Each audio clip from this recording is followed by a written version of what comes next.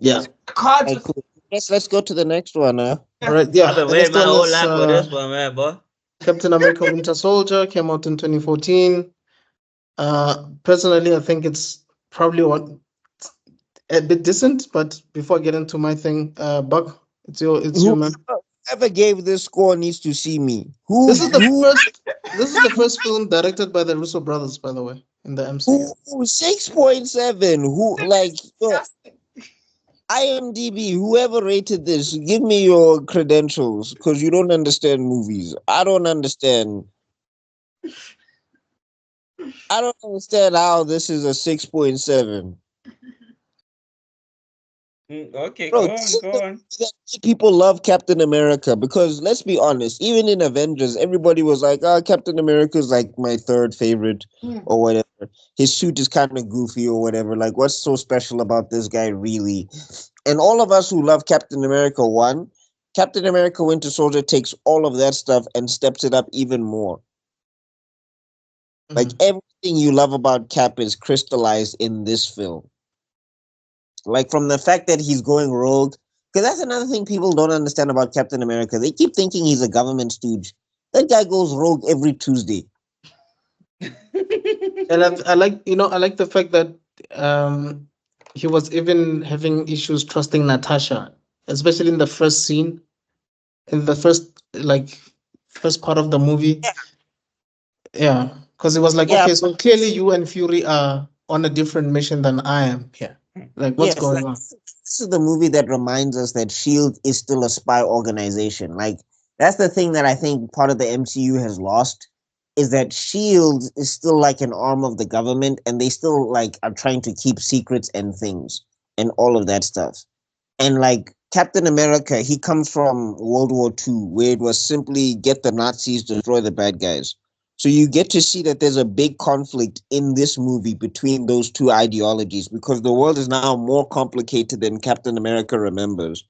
But he still has to he's still him. He can't fight his better nature, which is also part of why in Civil War the way that it is, he's just like we are the best hands at this because where he comes from, it was soldiers that decided things, not politicians, if you get what I'm saying. So this movie was fire from top to bottom. Winter Soldier, when Winter Soldier came in, that was a foil for Captain America in a lot of ways, and the fact that we discovered it was Bucky who was brainwashed, which is a direct pull from the comic books. Like that's another thing. This movie showed you what happens when you adapt comic books, make changes, but still respect the source material, how you can get a really awesome film.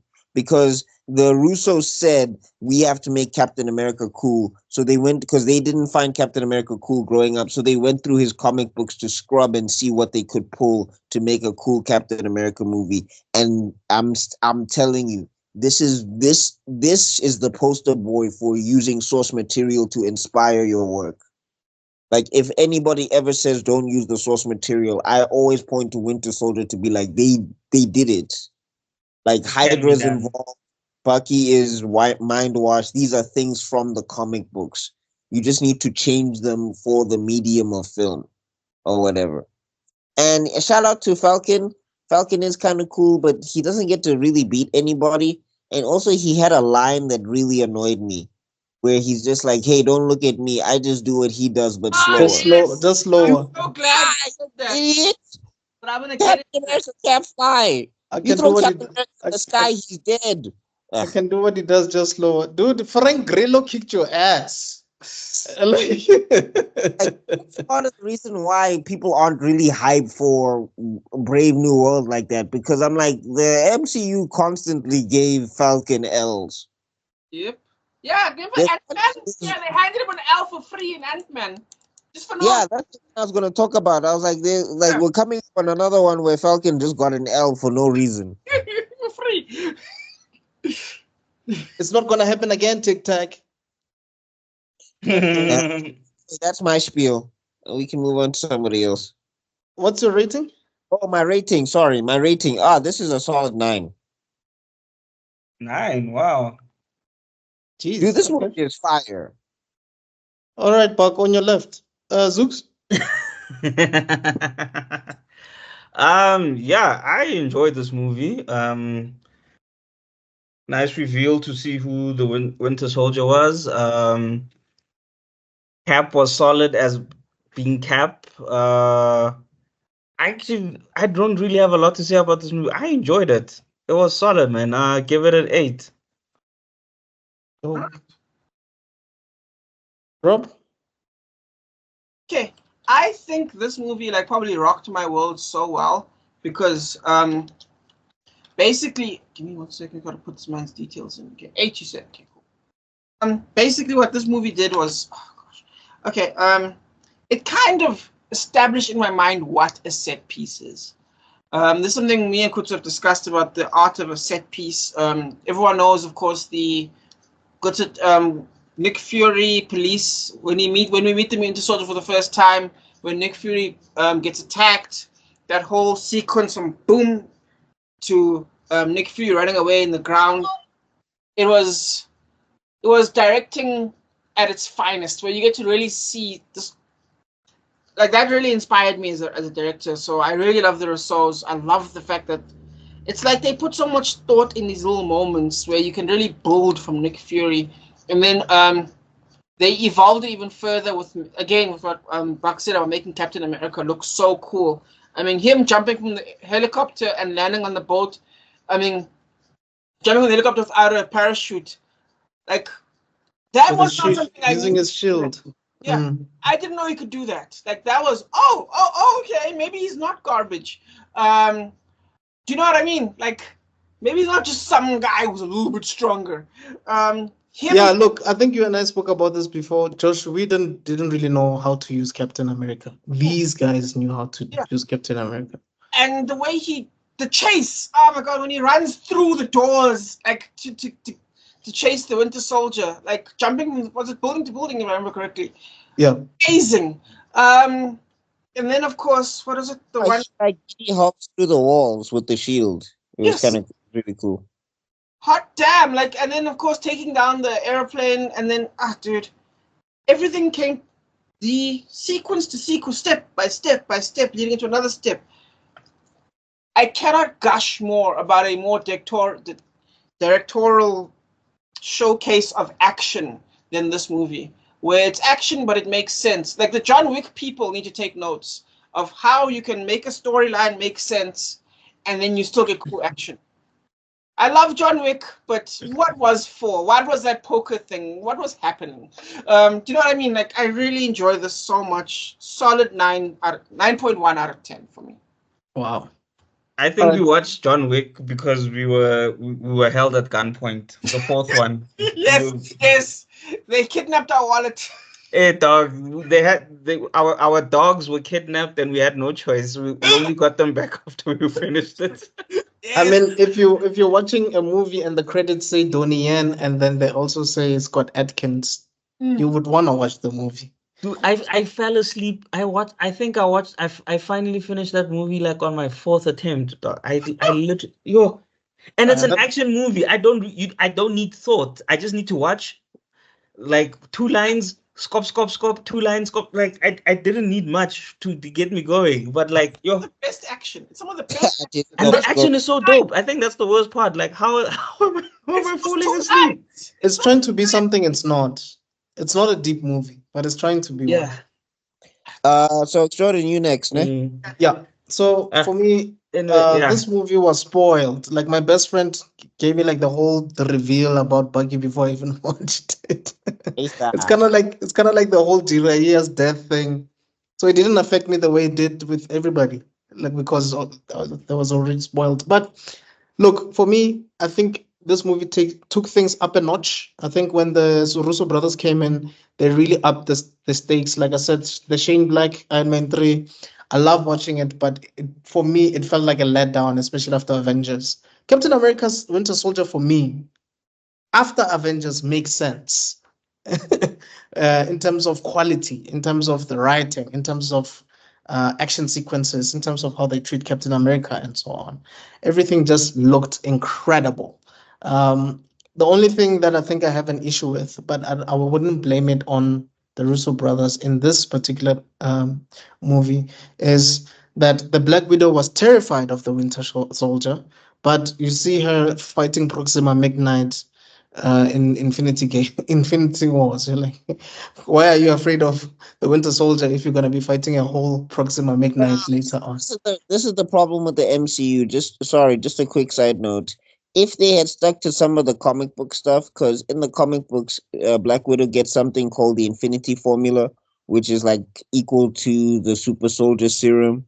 So if Mhm. between movies she got like the Infinity Formula, and they said, "Yeah, we injected this into your veins, and it makes you quote unquote a super soldier," and then she's boxing with Proxima Midnight, it makes more sense than just her and Team Acrobatics fighting off aliens. But anyway.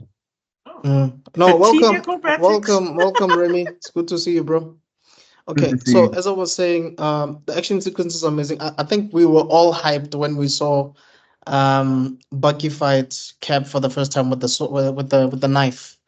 Mm. That close hand-to-hand combat fight choreography. I mean, it was amazing to a point where YouTube was just filled with what if Dick Grayson was fighting the world, Jason Todd, what, like it was just everywhere. It was just everywhere. And I think also Nick Fury gets a lot of screen time in this one. There's a lot of, because if you remember, Phase Two was more about Hydra infiltrating Shield for the most part. That was the main theme of Phase Two, if you guys remember correctly. Mm. Um, to a point where they realized that even some Shield operatives are within and all of that. And also, we haven't spoken about this before already, but if we're being honest, Robert Redford was amazing in this movie, even though his role is not that big, but he was a villain in this movie, and he played the role very well. Um, yeah, this movie is great. I think you could say that the Winter Soldier is a bit overpowered, or you could say that Cap didn't want to fight his friend. But Sam Wilson, for me, this is his best moment in this movie. I would say this movie, then Falcon and the Winter Soldier. That's where he really shines the most, for me, in my opinion. Actually, But yeah, I really liked it. I'd give it I'd give it an 8 out of 10.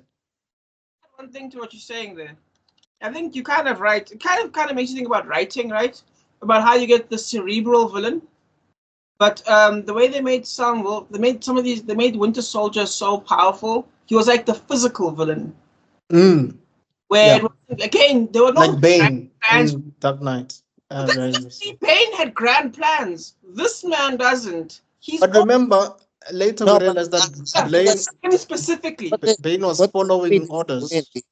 I Ah, think what this movie does brilliantly is that it's still Cap versus Hydra, but yeah, it's him fighting an entity. It's not him fighting like a person. It's not like he's fighting Red Skull's ideology instead of Red Skull, if you understand what I'm saying. I understand what you're saying, Right. definitely. Right. But the idea of a physical villain is like an underused concept. I don't know if you guys understand. Like outside of a boxing movie, like Mm. you don't really get to see that often. Where like someone isn't just smarter than you, but like, oh no, they come in and you're like, oh no, what am I gonna do when they show up, kind of thing. I really like that about Bucky. Like he really gave you a sense of fear. Like I'm Mm. talking about how Guy Pearce wasn't as intimidating. You know Mhm. what I mean? Whereas Bucky was absolutely intimidating. I Right. just that's great. I just Mm. Like when Mm. Bucky came on the screen, you were like, "Oh shit!" yeah. I think even the camera slowed down, didn't it? Like Yeah. That So like, he and also and I don't know, maybe it was also the angles they used or whatever. But like when he came on screen, you felt, and when like when Killian when he changed into the his serum thing, they still you still felt like he's this cool nerd or whatever, yeah, this nerd who's trying too hard. exactly. But yeah, Sorry, anyway, Buck. I think you were trying to say something, but we can't hear you anymore. I don't know what's going on. We can't hear you can properly you hear me anymore. now? Yeah. What were you saying? Oh no, I was saying also when he caught the shield, I mm, think that's what solidified it as because nobody's caught that freaking shield ever since Cap threw it in and Captain America won. So that That thing just shield that defies physics. by physics. Mm. yes. No, but how does Um. the shield boomerang back? It's round. And Spider-Man says that. He's No, like, how but does this work? I yeah, think it's I sometimes mean green. they sort of tried to explain it in Age of Ultron. I think he has like a magnetic thing on his arm or something. If you guys No, No, remember. but the way first it's Avenger, explained you is didn't have because of Super Soldier Brain. Yeah, that's the general explanation. Yeah, is that he's doing trigonometry literally in like a split second. Yeah, Yeah. like Cyclops, but instead of a visor, he's using a shield.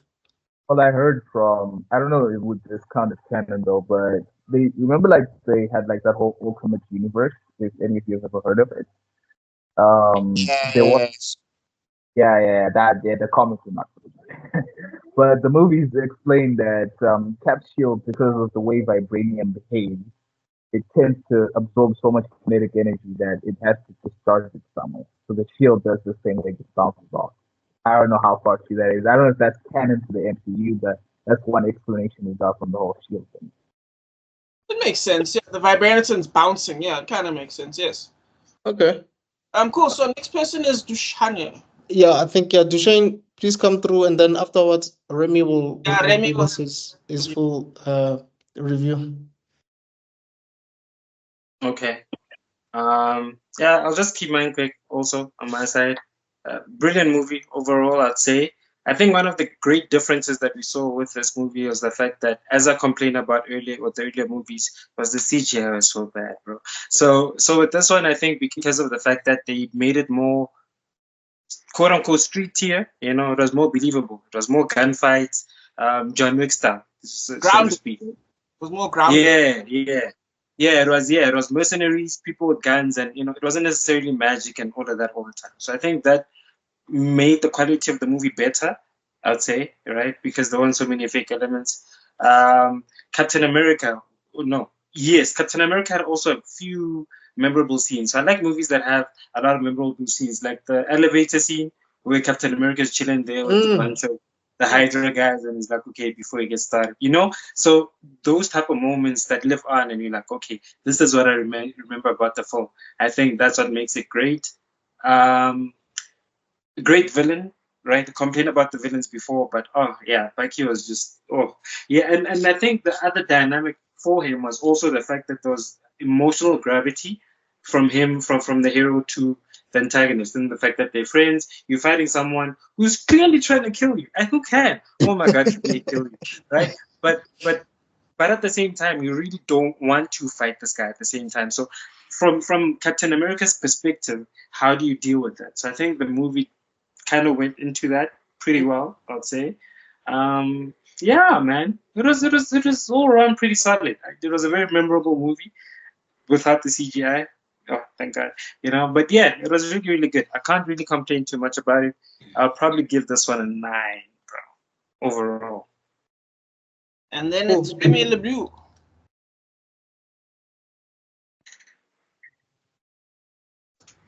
Yo, Remy, you're up. Yep. Yes, sir. Mo. Yeah, all right. Go ahead, bro. Get it, man. All right, what do I got today?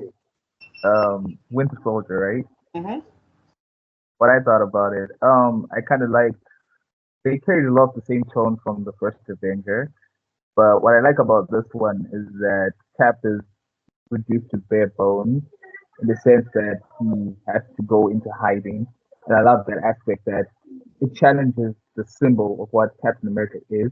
Is he still like a government GI issue, or is he his own autonomous person who gets to decide what he wants? So essentially, I like that whole dynamic because it really brings out those type of philosophical questions about Captain America being anti-establishment, which is pretty cool. And the action scenes, wow, especially the elevator one, the fact that it's a meme that still lives till this day. I kind of like Frank Grillo's character. You know, the Frank Yeah. Grillo guy, the one who was in the elevator. Yeah, of course. Yeah, Crossbones. Yeah. Crossbones. Best B movie action stars. Yeah, he is not gonna lie. He was kind of underrated as like a secondary antagonist. Like he was just always there to be, pushing cat buttons, and that elevator scene was cool. And not gonna lie, Black Widow was also underrated in this whole thing.